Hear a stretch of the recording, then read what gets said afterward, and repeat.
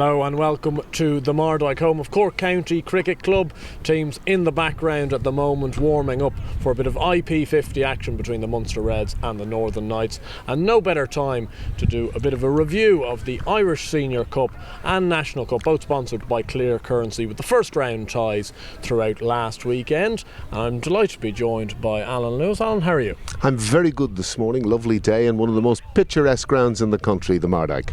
And looking back at the Irish Senior Cup, no better place to start for yourself personally than the return of YMCA to Claremont Road, and also a good win against Breedy. A little bit nervy in that run chase though. Yeah, it was a cracking game of cricket, I have to say, low scoring as it was, but what really impressed me was the quality of the cricket throughout. YMCA were made struggle chasing a total of 129, but got there in the end through contributions. I suppose both Tectors would have liked to have had red ink at the end of the day, but I was so impressed with Conor Alford and obviously Davy Scannell, who removed two of the three internationals. Yeah, no, it was a brilliant day, and of course for yourself personally to get back down to Claremont Road, it's been a massive struggle over the last few years. It must have been a great weekend for you. Yeah, place was a picture. Obviously for me, the history of it, my father, myself and now my daughters, but to be back in the ground was just wonderful. And looking at some of the other ties up in Fox Lodge, a fascinating game really between Fox Lodge and the Hills. Didn't look like they were going to get on for an awful long time. Fox Lodge batting versus 29 all out. Dylan Blignot 7 for 12. That's some return. Extraordinary return, and of course it took YMCA out of a hole, who had the previous record had been all out for 36 against North County. I had to say I couldn't remember the game, probably one to forget, but to be bowled out for 29 was something else, and they were down the road fairly early after that, the Hills, but a very comprehensive victory. And one of the ties of the round between Clontarf and CSNI, obviously two of the strongest clubs in the entirety of Ireland. Clontarf winning pretty cosily in the finish as well. Well, cosily in the finish, but it was really two Delaney's that took them over the line. They were in early trouble. It was probably the tie of the round in terms of the quality of both teams, and it sees one quality team out in CSNI, but as you say, Clontarf through the two Delaney's. Owen Delaney, of course, masterminding, just staying there 67 odd out of 120 odd balls, but they got over the line comfortably in the end.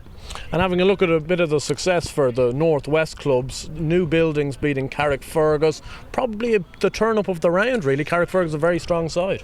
Yeah, New Buildings have been a developing team, there's no doubt about that, and there seem to be a number of mini contributions, a lot of 30s and 40s, and I'm sure playing in front of their own home crowd, they wanted to get one over Carrickfergus. Schneemann got 890, the team got 210, but they were beaten comprehensively at the end, and they'll be a team to watch in the next round. And obviously a win as we're down in Cork Harlequins had the massive trip up to Donaghmana. Unfortunately couldn't get a win, but Donaghmana always a team that you don't necessarily want to be drawing away from home. They've got very good players and they know their conditions so well. Oh, they know their conditions well for sure, there's no doubt about that. Small ground, very vociferous crowd, great home crowd, great following, wonderful tradition of a club, and they comfortably got over the line. But speaking to some of the Cork Harlequins, they had a lovely weekend and everything that the All-Ireland Cup is about. And obviously going through into that second round, you have those teams coming back from having their bye, very strong teams at that. Pembroke Phoenix in there, Waringstown obviously have had such a good record in the Irish Senior Cup. It's really bubbling up very nicely. Yeah, it really is bubbling up nicely, and I think now you're into the heat of the competition. Obviously in the Irish Senior Cup a lot of the Leinster teams won, so who knows, there could be a couple of domestic ties, we just don't know, but it's really bubbling up well with those four teams back in the next round of the draw. And moving on to the Clear Currency National Cup, obviously it was first round ties were this weekend as well, and Rush have probably been one of the standout clubs, and they had a resounding win against Saintfield, and good to see a returning Neil Rock, who we'll be seeing later on today, in the runs. Yeah, they've had a wonderful history in the National Cup, Rush. It's really a favoured competition of theirs. They've been involved in some wonderful ties, and I think they're going to go a long way in that competition again this season. And a real big boost for Munster cricket down here. A fantastic win for County Kerry by 1 wicket, beating Muckamore in probably the best tie of both the National Cup and Irish Senior Cup throughout the weekend.